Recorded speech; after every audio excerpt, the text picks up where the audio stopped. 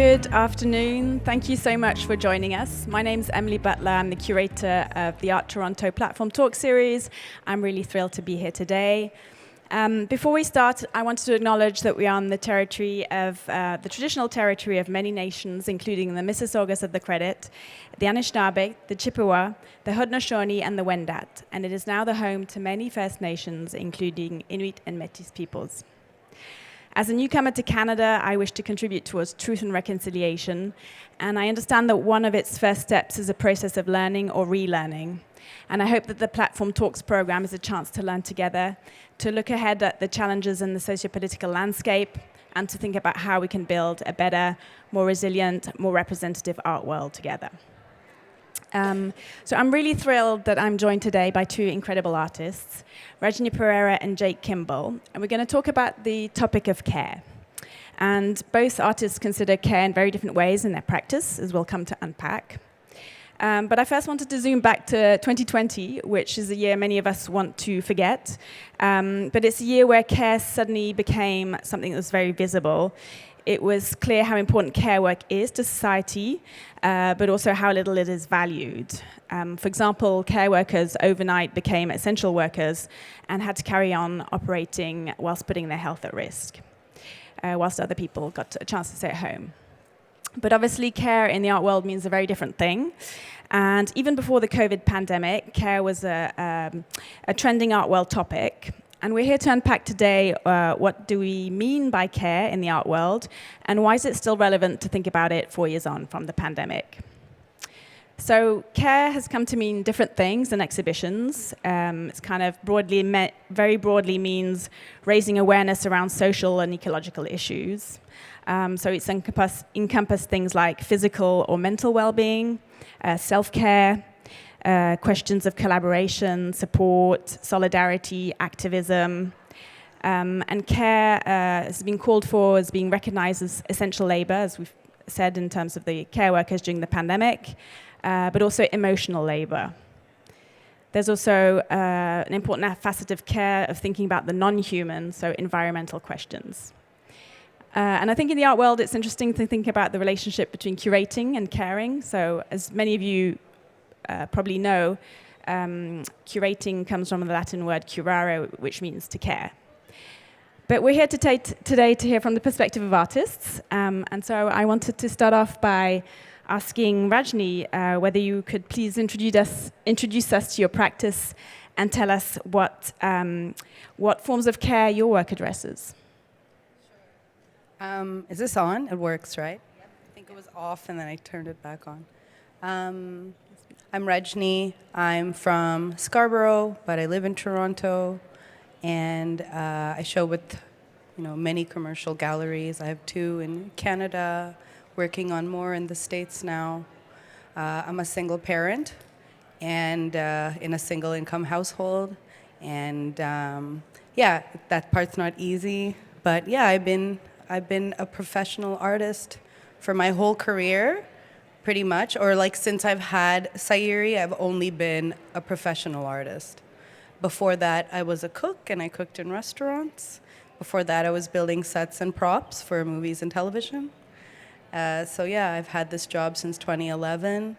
I don't know if it's become easier, and just in terms of care, it has tended to fall onto me the way that I care for myself and have consideration for the needs of my own life, because operating commercially has shown to have no regard for that whatsoever. I have different bodies of work, all sorts of different types of work. The most popular may be Traveler that you know of. Which is a series about, I don't think it's in I'll talk about that in a second.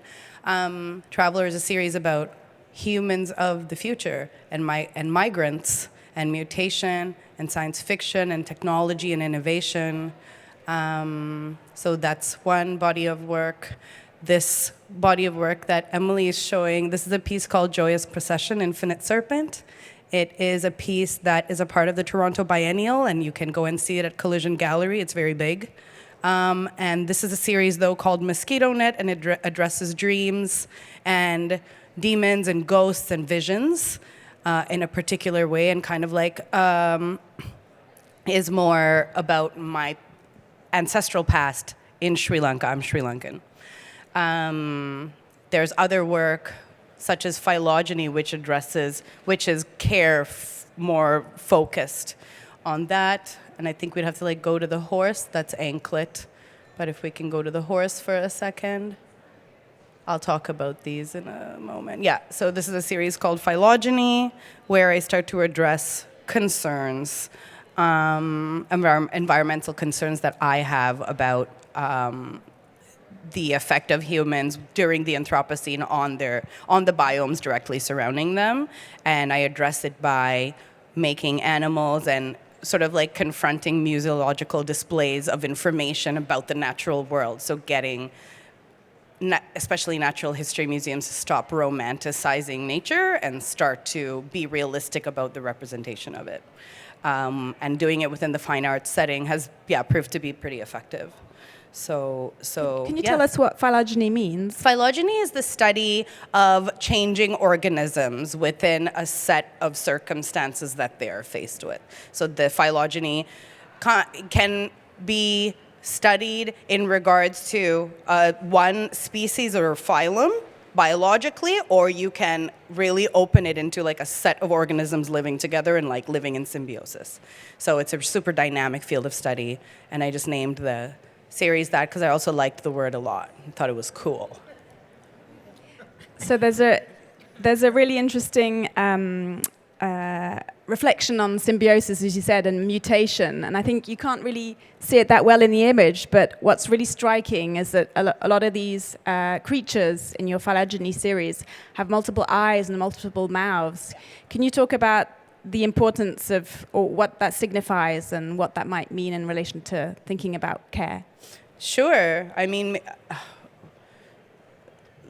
these type of like multiple appendages and orifices on these bodies, kind of like I address, like the way I talk about mutation is that it's a mutation as a response, and sometimes it can be very beautiful, but we regard it as horrific because it's just abnormal, or it's like outside of like a, how do you call it? Like homogeneously designed set of organisms. So it's like, but I see mutation as something that's just really beautiful, and it shows resilience, and I regard it as more of like a revolutionary act of the physiological body itself. So it's like, I'm not going to die or become extinct. Like, these are the changes that I'm presenting.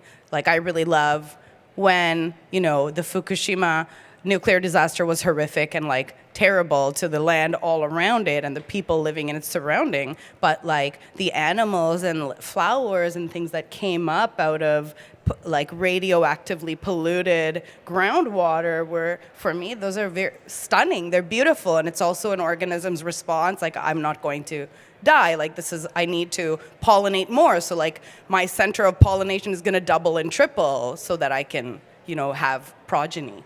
So I just really love mutation. I think it's very beautiful. Yeah. And it brought to mind for me when I was looking at this series, this beautiful quote by Edouard Glissant, who says, "I can change by exchanging with the other and without losing myself." And I think what's beautiful about your work is also this sense of agency, perhaps, that the figures have, because they're quite, powerful, strange, yes. But they're self-empowered. Yes, that's right. They tend to have lots of agency. And that's a response as well. Like, I do insist on whether I'm world building about humans or animals, I do insist on victory, that we're going to make it past the Anthropocene and like still be alive. We'll be changed and things will be different and better, but we're still going to be there. But what I love to talk about is the way that it's all going to look. It's not going to look like the way it does now. Different world. Thank you. And I wanted to turn to you now, Jake, to ask you if you'd be kind of to introduce your practice to us and to tell us what care means in relation to it. Thank you. Etlanate, si J. Kimble Sulia Hate, si Seldesce, Hello, my name is Jake Kimble. I am a Two-Spirit Chippewan artist, photographer, curator, and director from Hay River in the Northwest Territories on Treaty 8 territory. I now live, work, and shoot on the stolen territory of the Musqueam, Squamish, and Tsleil-Waututh Nations, and also known as Vancouver, British Columbia. I'm thrilled to be here today with my new friend Rajni and Emily as well. And yeah, how I think about care in my practice. It's incredibly important to me as a two-spirited artist. Most of my work is autobiographical, and I primarily work in self-portraiture because, and as a photographer, there is such a complicated history and pretty fucked up history of photography and Indigenous people. So it's always been important for me to be the main subject of my practice, to reclaim autonomy, to assert myself in this landscape, to really kind of take back the narrative. And especially as a two-spirited person as well, our stories have so long been told for us, and so it's always been really important for me to, tell that story. And also, I personally just find it to be my own ceremony. It helps me process exactly it is what I'm going through. Like this particular photo, Caribou. In 2023, I unfortunately, it was like a really fucked up year for me. I unfortunately lost my brother, and the wildfires decimated one of my home communities. And so with this photo in particular, this is where my brother's house once stood, and obviously it's not there anymore, and neither is my brother. So in terms of care, I've always looked at photography and my practice as if I can get something out of my body, it's so much easier for me to understand what it is I'm going through, and it's so easier for me to digest, just like as a human being. And so I think, actually, can we go to When the Lights Come On? Which is a piece that you can also just catch outside in the focus section. Yeah, so this is a piece called When the Lights Come On. That means it's time to come home. And this was actually after the wildfires.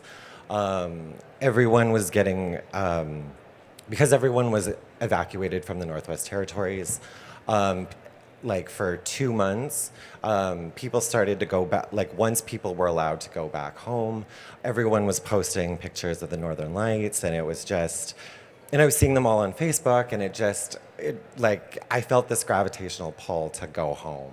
And so that's why it's called, When the Lights Come On, that means it's time to come home. And so, yeah, a lot of my practice is really about self-care, self-repair, too. And just kind of, I guess I'll talk about, being a gallery director as well. And what's so important for me as a two-spirited Indigenous director as well is to decolonize commercial space and how we think, how we talk about, how we collect Indigenous art, particularly. The gallery that I'm here with, Ceremonial Art, B72. Please do come by. We're featuring the artists Michelle Sound, Maria Margareta Cabana-Boucher, Haley Bassett, and Shoshana Green. And for me, it's been such a privilege and just so important to be able to pass that care on and to uplift those who not only inspire me, but just because I'm nowhere without them. And so, we don't go anywhere alone. And so to just really instill these senses of community that, particularly when it comes to how we talk about Indigenous art, how it's collected, how it's acquired, whether that be through an institution or a private collector, I think it's incredibly important that we kind of really examine these conversations. That's a very important point, this kind of community building. But what I'm also fascinated about in your work is the intergenerational dialogue that you have also with your grandmother. And maybe you could tell us about that and the importance of humor, I guess, in terms of of caring. Yeah, and actually, if we can go to DNA, Holy You Ever Look Like Granny. Or actually, no, this will actually be a perfect one. So this series is called Funny Bones, and all of my work, yeah, I mean, just take a minute. All of my work I describe as self-portraits, even if there are two people, because this is my grandmother, like on a biological level, I am my grandmother. And so a funny little story about this one, I had asked her, I was like, hey, Nanny, do you mind if I, like, let's take a photo and, like, would you mind if I, like, shove a coconut cream pie in your face? She's like, yeah, of course. And, that's our relationship. And I was wearing this big white T-shirt, and I was wearing shorts as well, but I was coming down to get ready to take the photo, and my grandmother was like, is that what you're wearing? And I said, yes. She's like, Jake, you look like a slut. And that is so important to me, and it's just so funny, and like bringing in the humor. I'm really interested in destigmatizing Indigenous continuance and how that looks, because there is this narrative out there, and not so much anymore, but it still exists, especially within institutional spaces, that Indigenous teachings, Indigenous learning has to be this sacred, stoic kind of act of passing on knowledge. And for me, I've learned so much just from giggling with my grandmother than I have from any type of institution or classroom. I have to ask you to also talk through the other work with your grandmother. Yes. Which is beautiful. Yeah, so this is Stella Kusi. I say I get all my funny bones from her. So my Setsuna is Chippewan, and is grandmother in Chippewan, rather. And this was also kind of similar set of photos talking about Indigenous continuance.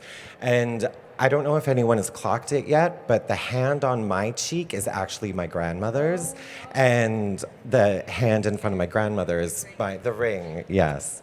And so that too was just, really just, going back to that ideology of I am my grandmother, my Setsuna. My Setsuna is me. And to do it in a cheeky little fun wink to everyone is, really important. And I find with humor too, and you can see humor really popular in, like, if not all Indigenous artwork, because it really is, I believe it to be in our DNA, and just, it's such a beautiful way of connecting, to kind of taking the air out of the balloon, and to be able to talk about like these really intense subjects, such as like, decolonization, the effects of the Indian residential school, like all of these grief, loss, pain, and to do so in a way that you can get a little chuckle out of it. It's so incredibly important, not only for survival, but just I just love to laugh too. So yeah. Thank you. And I really liked how you titled the other piece Funny Bones, and you mentioned that also in your artist statement. So this idea of like really a physical, tangible relationship with ancestrality is so important. And I guess I wanted to come back to you, Rajni, to talk about ancestral knowledge and the importance of that in your practice and thinking about different timescales. Yeah, sure. Super important. I just want to also say something about humor and lightness in like dealing with heavy subject matter that's difficult. I feel like overtly serious ways of dealing with it it's like really subtle or colonial. It's like really puritanical and white to like be overly serious when you're communicating heavy, disturbing things, like unsettling stuff. Like humor has always been. There was a time when humor was used to deal with like a lot of difficult stuff. This doesn't happen anymore. It needs to come back like straight away. It's like it's a huge teaching tool. And I would say to me, there's this kind of colonial need to make grief palatable and pain palatable, and that's just it's not the only way of expressing grief or pain or dealing with it. So I really like that, what they said that. Yeah, ancestral knowledge in my work. So I come from a culture I come from a country that was colonized 3 times by the Dutch, the British, and the Portuguese. Our sense of self is very far. Like, I have to dig so hard to find out about my past. It's been erased. I can't go back more than maybe 3 generations to find anything out. It's just gone. Like, I know that my ancestors come from the mountains and the rest come from the sea, or they were merchants by the sea, and that's as far as I can go. I can't, like, find out about somebody or somebody else. That's really, really hard now. So, like, my search for ancestral knowledge has been, my connection to ancestral knowledge within my work has been more of a search, like an investigation. Some of it is like speculative even, where I can go back home and imagine. I do spend more and more time home. Every year I go with my daughter as much as I can, and we've even done a residency and an exhibition together in the mountains in Sri Lanka. And that's the time that it starts to come back to me, and it starts to become practical, because I'm also like, it's very expensive to go back home. It's never been accessible to me to be able to go home and do these kinds of investigations and these kinds of, like, not an expedition, because that's like a gross word, but like, these kinds of like learning excursions. And if I ask my parents who live here, they're in Scarborough, Ontario, they want to be American, they want to do that thing. So it's very hard to sort of pry them about, like, because they just don't feel that it's important. Like, our deep past is not important to them. What is important to them is their American future or their Western future. So it's just like negotiating that thing, but going home and like just being with friends and like, going to the coast, and we go to the mountains, we like stay in Colombo like a little bit, but it's just like, for me, it's a bit of a search. So like, I look to the natural world for ancestral knowledge back home. That's a huge teacher for me. Just like walking in the mountains, the way the soil is so red, the way the flowers are so strange and like beautiful, that's the way that I can like, kind of like send a thread through to them a little bit, because it's hard for me to know about that. It's like proving to be a challenge. And I know that I'm not alone in that. Like, every or most colonies have relied on the erasure of like family information so that they can oppress us better. That is a tactic, so I understand that. But yeah, I mean, the way that it shows up in my work itself is like, I like to address the spirit world and the way that I feel it going on back home. I like to sort of look into our witch doctoring and exorcism rites, which are disappearing as the sort of like organized religion starts to like really, really sort of like take over everyone's life back home. These are beautiful practices that we're losing to time, but I'm like starting to look into it, and I've started to like engage with scholars and people who've been like, as something goes away, that's the time when we start to reach for it, right? So that's the work they've been doing and looking into that. So yeah, it's kind of like my own little forays into my blood past, but that totally self-directed sort of educational endeavors that I do on my own back home. And can you tell us a little bit more about this work that is in the biennial, in terms of thinking about ancestral knowledges cool. as precursors, as coinciding or precursors for a lot of the knowledge that's being developed now in like particle physics? Nice segue. Well done. So this piece is Joy's Procession Infinite Serpent. It's at Collision Gallery, as I said. This is a work where we can see a serpent kind of like swiveling its way through the universe, and you can't see the end of the snake. So I'm really fascinated by pre-scientific, like before the Western scientific method was invented and developed and sort of like, in some cases, like evilly pushed in parts of the world, there were different theories about there were different cosmogony theories of the way the universe came to be and the way that it's is, like the dynamics of it. So one of them, which is really cool, and it's like multicultural, like many histories have this, is where there's a great snake that's winding its way through the universe, and like that's how it is, that's how the stars are and stuff. And it's sort of like, is this sort of, it's like a river through the universe, or like it's a suture that holds different cosmological substrates together. So I really love that theory. And then in this case, I have it sort of like, it's going throughout the canvas, and there are these figures that are sort of like elemental figures that are dancing on it, and like geometry that I made up on top of the faces, because maybe those are the types of powers they have, or what they might represent, sort of like different aspects of our universe physically.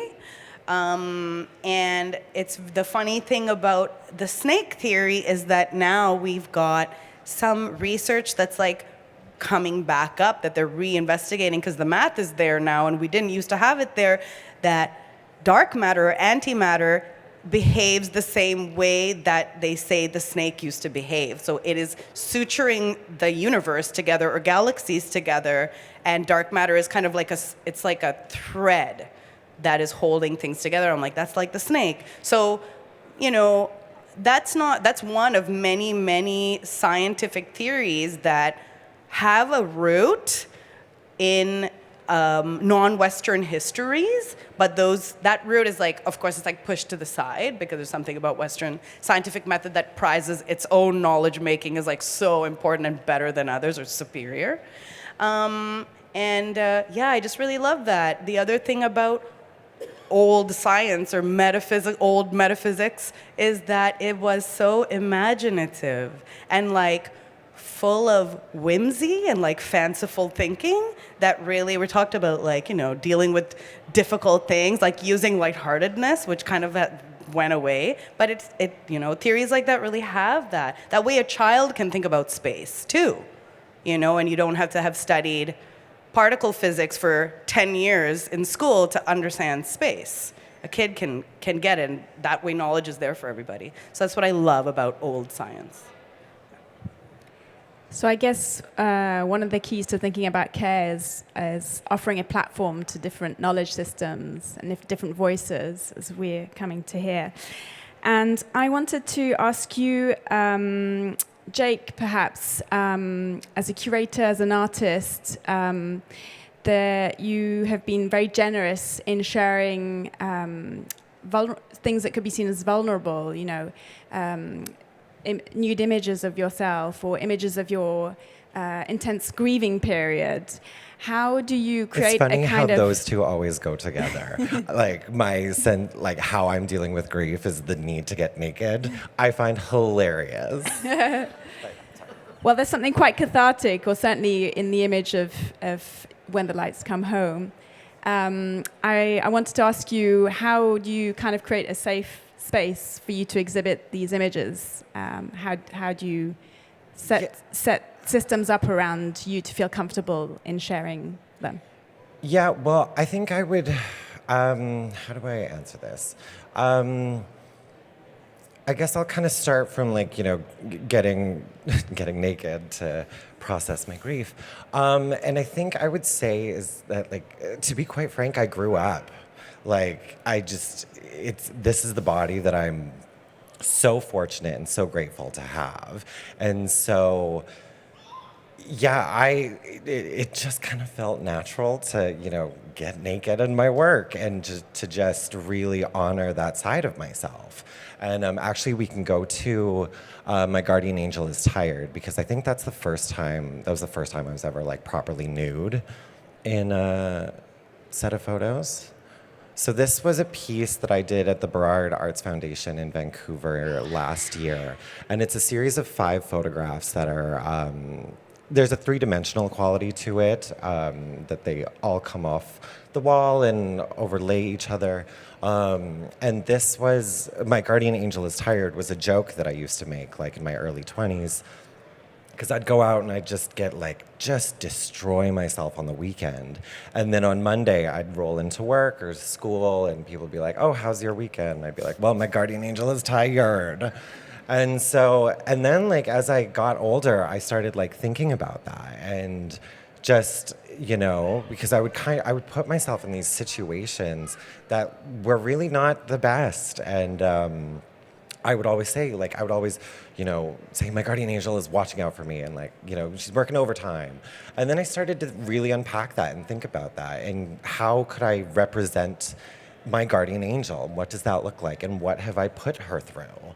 And so with this one, it really was just kind of being vulnerable with that part of myself. And so I'm covered in different substances, from left to right. I'm covered in sugar, I'm covered in dirt, I'm covered in snow, honey, and then bubbles. And those are each meant to reflect different kind of things that I was kind of going through, and salt or sugar being addicted to foods, addicted to people, addicted to drugs. The dirt being feeling dirty in my sexuality, in my skin, trying to bury that part of myself. Snow, trying to freeze myself out of myself. I will admit, I did buy into that notion of if you're cold, then you're cool, but you just look like an asshole. And so it just. Yeah. And then honey, drowning myself in sweetness and things that are sweet, and alcohol, and bubbles, just reaching out for this ephemeral, this longing for something fun and fleeting. And it was a very vulnerable piece to put out there. But I mean, like I was saying, I just kind of I grew up and was no, this is what I'm going through. And also it's a body, we all need to grow up. And it was such an important piece for me. And how I feel care in exhibiting it really goes back to relationships. Relationships with the galleries, relationships with the curators, having a healthy understanding of what the work is, so that it's not to create a space that is that is safe, really, to be able to do this. And then actually, if we go back to heavy operator equipment, this one too is about going home and trying to refine myself, and how I had to do that. I had to get naked and climb on a loader. And what's so funny is that I know how to operate that, which is so funny. Certified. And so. Kind of what I was saying earlier is that if I can get something out of my body into a photograph, it's easier for me to understand. And that's how I know that I'm taking care of myself. And if it makes me laugh, or if it makes my parents just be like, oh my God, then I know I'm on the right track. And so, kind of care, really discovering that sense of identity and personality in myself really instills a new level of confidence in myself that I take into the galleries, and then that I then share with the curators, the gallerists, and they better be on board, because that's what it is. And so then it goes out into the world. Yeah. Can you tell us about, you had a show at the Gallery of St. Albert, and you were showing this series of works, which was really about this grieving for your brother, and your choice of display for this. Yeah, so this one was quite literally dealing with the grief of the loss of my brother, and it's called Floating to the Surface Quicker Than You Sank. And I'm grief is a fucking awful thing to go through. And it just it still sucks, but I'm at a place now where I'm able to talk about it, to share, so it's not so hopefully that we can all kind of come together, or at least find a commonality in how we choose to express grief. And for me in particular with this series, and it's gonna get a little dark, but stay with me, as everything's gonna be okay. After my brother had passed, I just wanted to die. And I just, what I actually wanted to do was tie a bunch of cement bricks to myself and throw myself into the lake Fun fact, the Great Slave Lake, where I'm from, third deepest lake in the world. But that's neither here nor there. I wanted to, tie these cement bricks to myself and just toss myself into the lake. But I don't want to die. It's just that feeling. That's what grief is. It's so heavy. And it's like that feeling stuck with me for it still sticks with me, frankly. But I was like, okay, I need to get this out of me. I need to get this out of my body so I can process this. And so I was like, okay, how can I do that in a way that I can capture it, but do it in a way that I don't actually have to throw myself into a lake? And so I was thinking about what floats. And so I made these ice sculptures out of ice, these cement bricks that I carved out of ice, and then I tied them to my body and was just kind of smashing them. And you can read it left to right or right to left, because that's grief is not linear. It ebbs and flows and it goes back and forth. And what I found too is that because ice, if I were going to do that act, the ice would float. And so it also helped me kind of recontextualize my grief in that the things that I wanted to weigh me down also lift me up.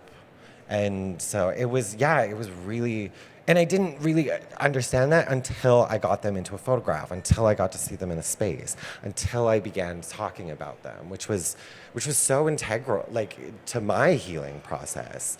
And like I said, I just, if I can be, my goal with my practice specifically is to just be really authentic with what it is that I'm going through. And so in hopes that it encourages other people to be honest with themselves and what they're going through. Because, grief is we all go through it. And so... Well, I think it's incredibly brave and generous for you to share those images and all this story with the public. And I think what I understand from the display was that it was in a space that was darkened, that had drapes and fabrics, so there was a sense of kind of intimacy in seeing the images, but as a viewer also, in being invited into somewhat of a separate space. Yeah, so if anyone has been to the Art Gallery of St. Albert in Alberta, it used to be an old bank, and where these images were displayed was quite literally in the old vault. So, that adds a whole other layer to the work. And there was black fabric all over the walls. You had to go through to get in. And so it kind of created this different realm, this different space where it's just these are the only things that are illuminated. And I had an audio track of some fire cracking to go along with it, but to really just focus on the work and to just kind of be in the mind of Jake Kimble. So, well, thank you for sharing that with us and with the public.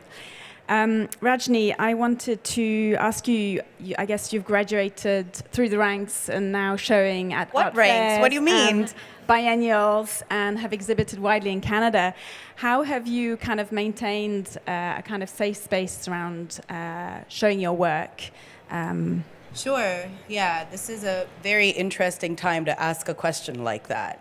And, institutionally speaking, I feel like there's the amount of work that institutions need to do to take care of the hearts and minds of artists has never been more glaringly obvious than it is right now. And I feel like, really great things that institutions can do are to just not receive funding from people who want others dead, and especially children. And, so institutions have a long way to go. There are a few museums that I've worked with that I was just you guys are a stunning example of how you can care for the vision of artists. Because artists we do crazy work, eh? We show the future of how the world could be, and also we show you other dimensions of the world that exists today.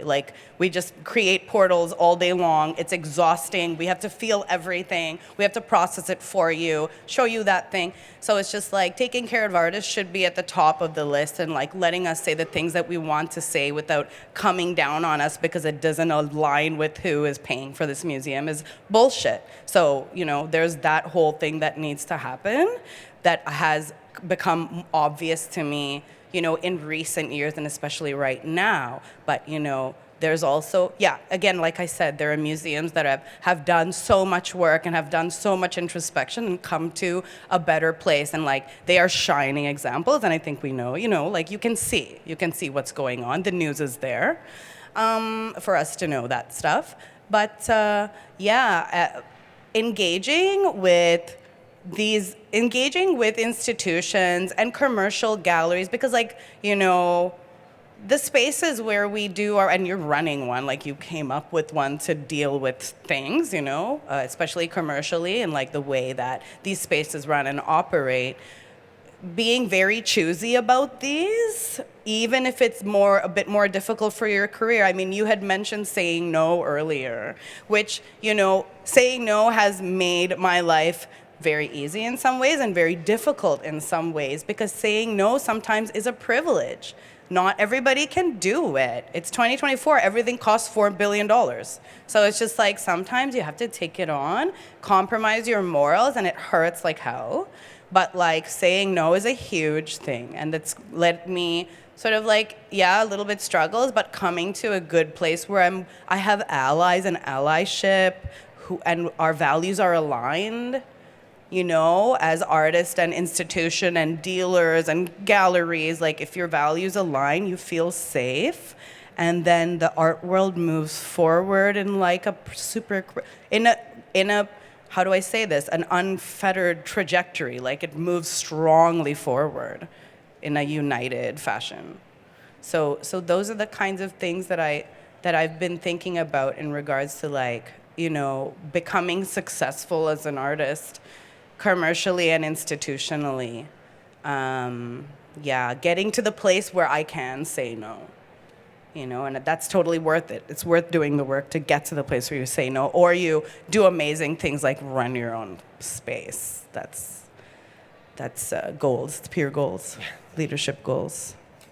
Well, and just to like echo and backpack off of what Rajni just said, is just, we have to wear 37 hats and look good in all of them. And it just, there's so much just shit that artists have to go through. They have to be their own marketer. They have to do their own production, editing, curating, transportation, all of this stuff. It, like, first of all, more money, like, flat out. No strings money. No strings money, exactly. And like institutionally too. It's just like it is ridiculous. The fact that like. Where do you begin? It's holy shit. And there's so many institutions that pat themselves on the back because they now have like a small committee and we're supposed to be grateful for crumbs. Like, that's bullshit. And and there is so many like I'll speak for like Indigenous curators and like people in institutions. There's so many amazing Indigenous artists, curators in galleries and institutions who are doing amazing work. But there's not that many. There's not that many in the institutions, or they're getting fired for literally speaking. And like and we're supposed to be grateful, like, that we have like a small team going around. It's like, no, we need to see this representation reflected on every single level. The decisions of few fucking rich white men, like, that's over. And it's exhausting to deal with constantly.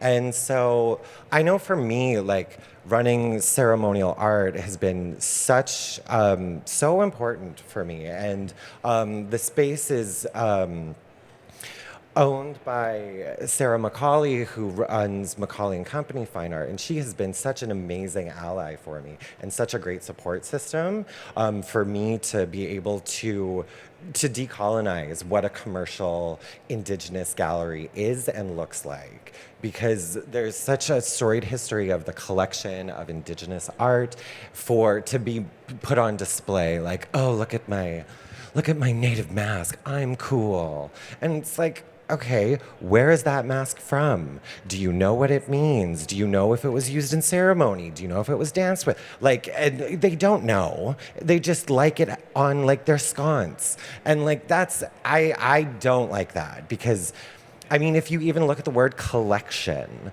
like and especially with Indigenous art, like we put like these are kind of living objects. These are things that we put our hearts into, our like just our love, our community, and so it just So I'm really interested in decolonizing. Like, you need to have a basic level understanding of what it is and why you're interested in it, in collecting this, and like you need to have a relationship. Decolonizing is an enormous task, and I was wondering, as a curator and as a gallery director, kind of what small gestures do you put in place in working with your artists in terms of being more caring and attempting to decolonize from the grassroots level? Yeah, I'll speak to the artists that I brought here: Michelle Sound, Maria Margareta Cabana Boucher, Haley Bassett, and Shoshana Green. These are all I have personal relationships with all four of them, and I've known them for many years, and that's not something I take lightly. I treasure our relationship and our friendship and our love, and so I'm just so thrilled to be able to give them the opportunity to show their art, to also and it also makes it so much easier to talk about their work, because I do have that storied history with them. Like, there are galleries that have like this huge roster and just kind of like sell, which is a whole different thing, but I'm not interested in that. And so for me, like, what do? I prioritize these relationships, and whenever I'm dealing with another curator or someone who's interested in collecting the piece, like, it's not just like you walk in and you buy it. It's like, okay, let's sit down, let's have this conversation. Like, this is about the artist, there needs the power of relationship and of learning and like education, like, it cannot be understated. So I think that answers your question. Thank you. And Rajni, turning to you, as a single mother, what advice would you give the art world, to curators, to museum directors, in terms of being more caring? What advice? Oh my God, that's a whole other talk. Do you guys have an hour, 30 minutes? Yeah. I mean, okay, so I'll start by saying what I've started to do. I've just incorporated a nonprofit. I became the president of a nonprofit corporation. We're going to start to open spaces for artists to work. So Toronto's had a bad problem with artist studios, where a lot of funding has gone into like big shiny museums for a really long time, and no one has anywhere left to work, because it's nicer for funding bodies to put their logo onto a flashy museum. So we don't have anywhere left to work, and I'm starting to sort of like partner and open different spaces around not the downtown, but GTA, like wanting to actually move to Scarborough. If someone here has a space in Scarborough, you love artists, you would love to have it be used for something like that, I'd love to speak with you. But moving towards that and accommodating artists and starting to provide safe space for fabrication and making, and just like, your 9 to 5 as an artist. So like starting to do that kind of thing. So that's what I'm starting to do, because I'm trying to address an urgent need. I mean, all the needs are urgent, that's fine, but advice for the art world, just like institutionally to commercially to like buyers and patrons and everybody, is I guess, like, first of all, to work towards decolonizing and bring in sort of like indigenous strategy from the surrounding. Like anything that starts anew, I think has to indigenize itself first and then like start doing a foundation, because it'll get us to a better place, period. Like it'll just like work better. I'm a huge socialist. So this model of like the model of funding flashy spaces for like the cultural upper crust to get together and like look at work made by poor people often, it's like that has to completely, like we have to change that. It's very expensive. It's not sustainable, so that has to change. So the model of the museum for me going forward, a successful museum, is very different. And like we have to look at what a museum is and does, just because, as we were saying, like a lot of these objects have to be rematriated anyway. Like there are a few museums that are starting to rematriate their objects, but they're like having a hard time because the structure and the foundation is not there. They're like reinventing the wheel. There's nothing for how to give these back. So there's that. And then as far as like artists and workspaces go, which is really my passion and really something that I want to try and solve, is socialism. Just socialism.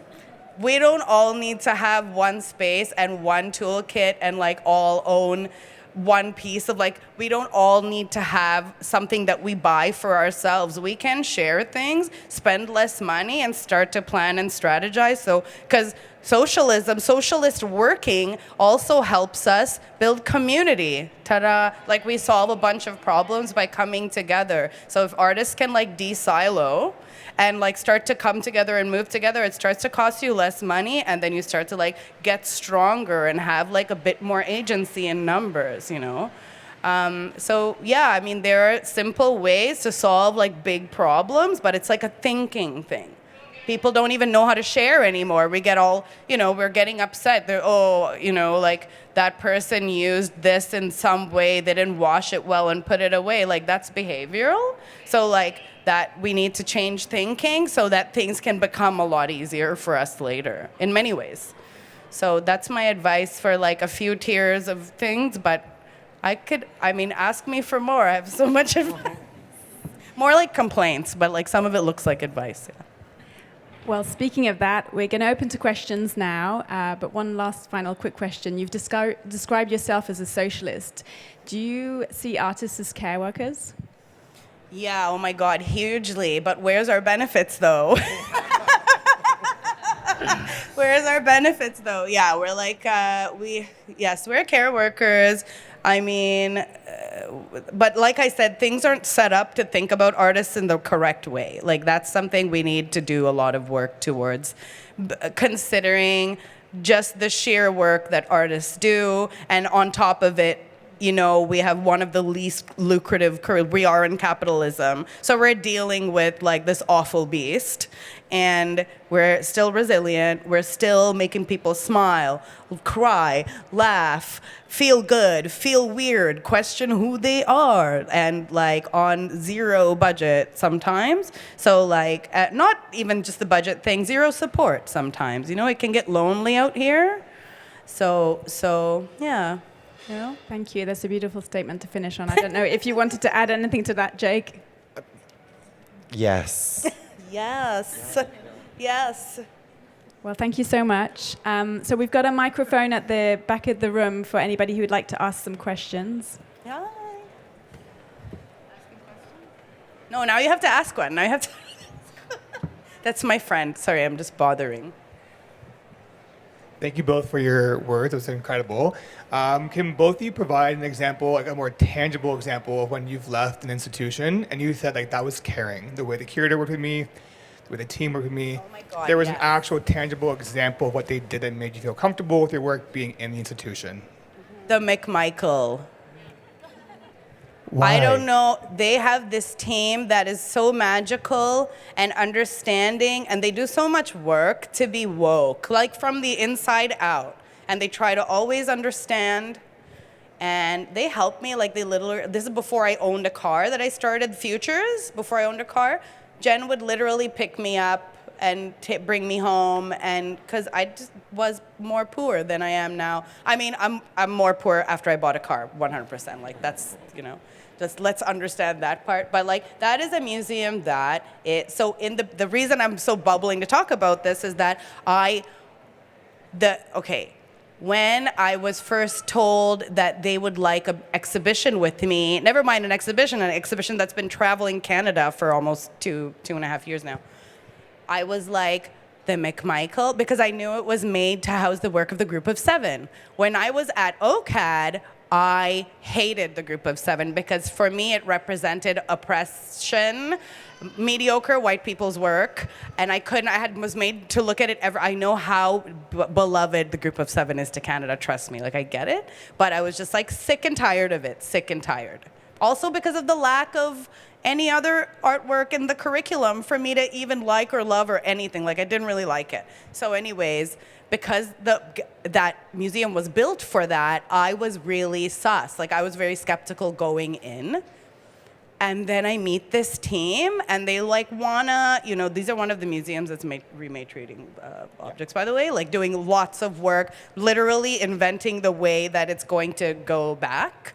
And I just got to like find out this delightful thing that this is a museum doing their level best to get to a better place. Honestly, they're going to be a part, like their framework of what they come up with is going to be a part of what we consider a museum to be in the future. Like they're really doing it. And I just want to, that's why I was so eager to answer this question, is because I was so pessimistic and I was really suspicious and skeptical about it. And like my mind was really changed by that museum. Yeah, also shout out Emily Henderson, who works with McMichael. She's amazing. And yeah, I would totally agree with the McMichael they're providing such a positive framework of like how we should be moving forward in dealing with art objects and stuff like that. For me personally, I would say I recently was in a show with Michelle Sound, Jin Mi Yoon, and Adad Hanna at the Audain Museum in Whistler.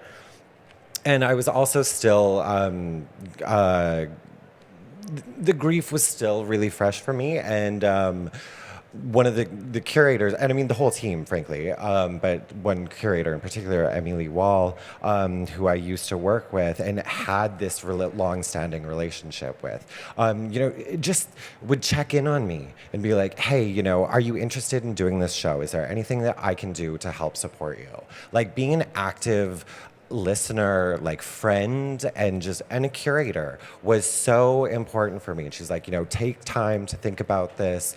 I like don't want to pressure you if you're like, I get it. And just being like a human being. And what I was gonna say earlier too is just like, in terms of like socialism and like community building and like relationships. That's what is missing so much. And it's so frustrating too because it is so simple, and yet like it's being complicated by capitalism, by like the upper crust, and to like create this hierarchy, a lot yeah, of exactly, what's possible. And creating this division and separating us by increasing the price of groceries, the price of studios. So like it's just that's what we need to get back to, is just like a real sense of community and just relationship building. Thank you. That was a great question. It's good to think about positive models. This question here. Thank you all very much. I noticed when you were talking, Rajni, you said you don't like the word expedition, and then you had similar concerns about the word collection. And it got me thinking about how I always avoid the word discover, which I also think has horrendous connotations. Yeah. And so I wonder, do you have any ideas for what word could replace collect, collector, collecting, collection off the top of your head? Stewardship, host, stewardship, houser, yeah, housing. Yeah. Nest. Yeah, to love. Nicer, Like, yeah, something, because when you say the word collection, sorry. Because last time I did the talk, it was the mic on the shirt. But when you think of the word collect, it's like putting objects in like a hard, cold place. So it's like, can we think of anything that's more cushiony? Where Share space with. sharing and but also like it's this is the thing, it's framework shit but because this one person hoarding a bunch of things, so it's like it should be more sharey or like available in an archive that's accessible as needed to the people who need to interact with these things too, right?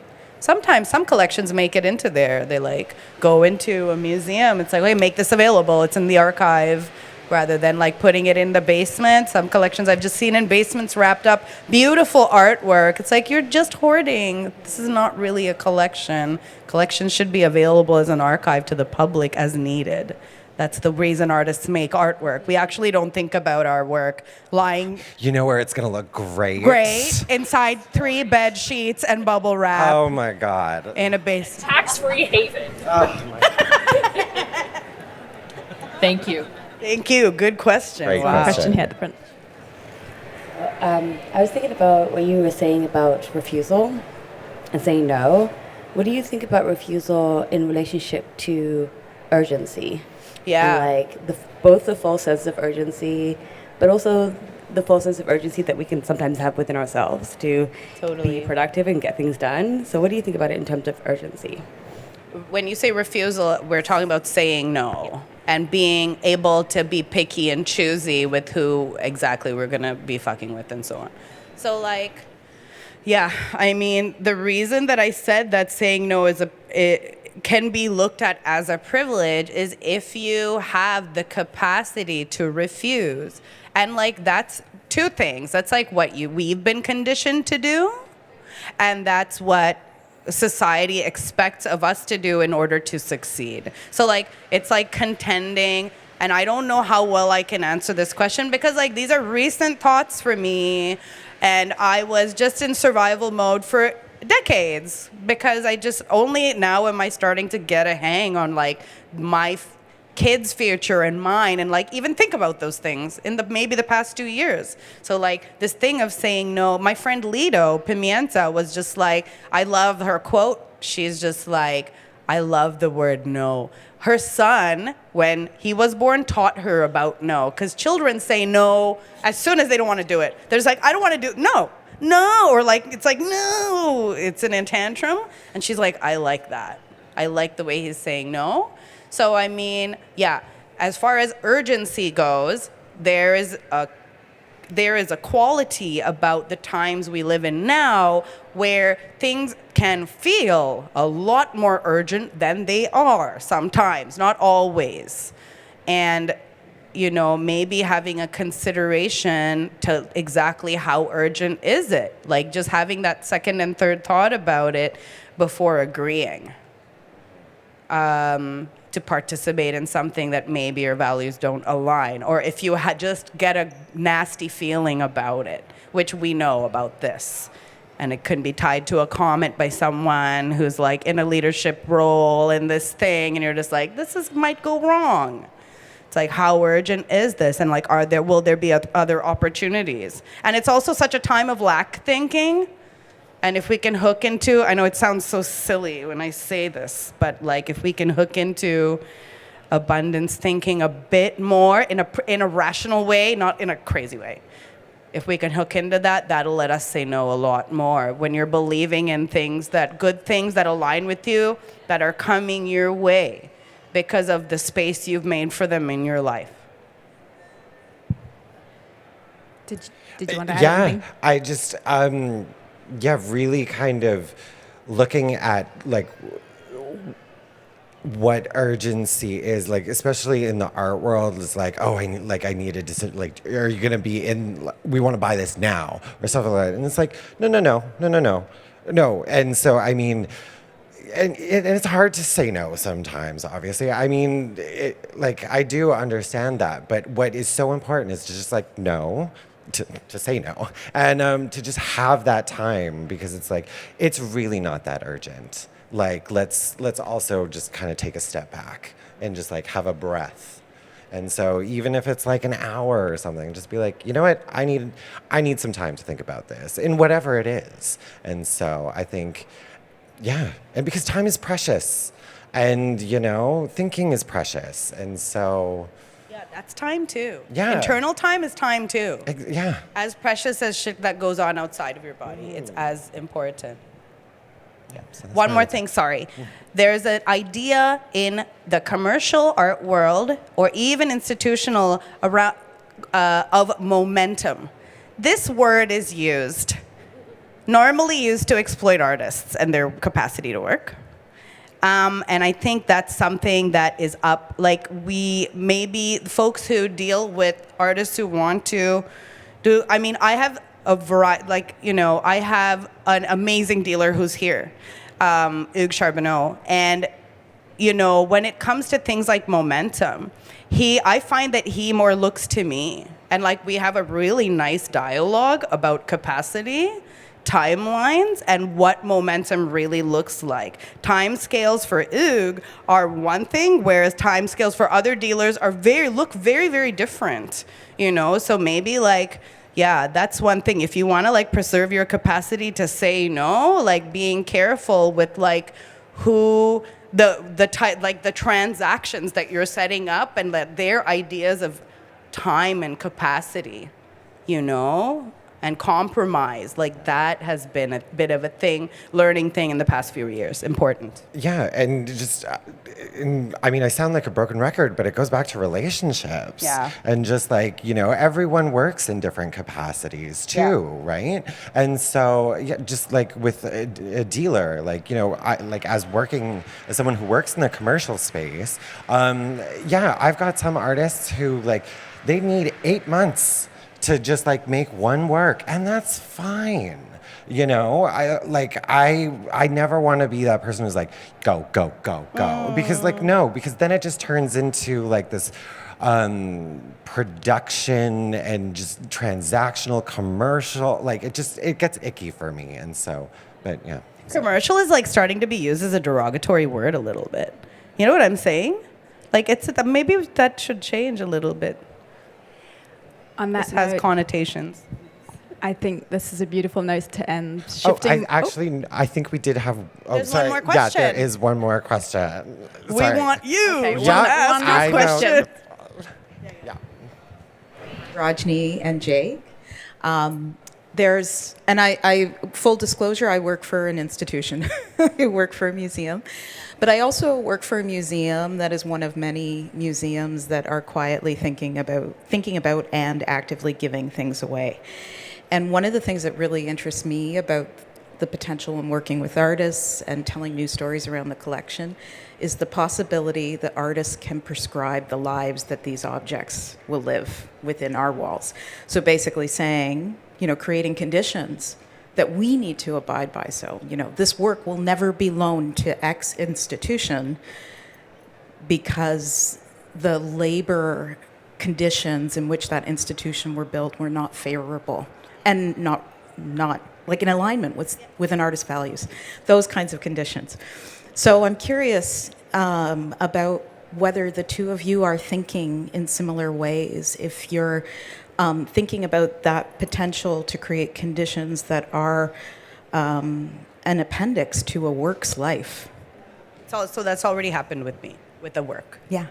Yeah, no, and I think that's such a brilliant way of moving forward and how we look at the purchasing of art or the acquisition or the gifting or these are I would applaud you and I think that's great. So. Can you share your name and your institution? Okay, that's weird. Crystal Mori, and I'm from the Mackenzie Okay, Art great. Gallery. Really She's doing cool. great. Yeah, I've just had to ask that a work that has been purchased by an institution be taken down off their website and taken off of their curriculum, whatever that they would like to use it for teaching materials. None of that is allowed anymore, but because of the conditions of the sale, it belongs to the province of Ontario and not the institution.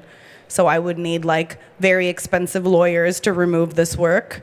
But I've done everything that I can that they do not get to use it as a cultural product because their values are not aligned with mine, and that's become really clear recently. So that's what I could do, and I think it's important to stress, like, you know, to do what you can and not to like overextend, because as we're talking about how difficult it is to be an artist, and like the way that we need to teach ourselves to be kinder to ourselves, so that like operating within your capacity, I think, is a part of that, and going as far as you possibly can to make sure that your work isn't being messed around with by evil people. I think that's a beautiful sentence to close with, to teach ourselves to be kinder to ourselves. So thank you so much for being so generous with your time and your thoughts today. Everyone. Thank you for coming.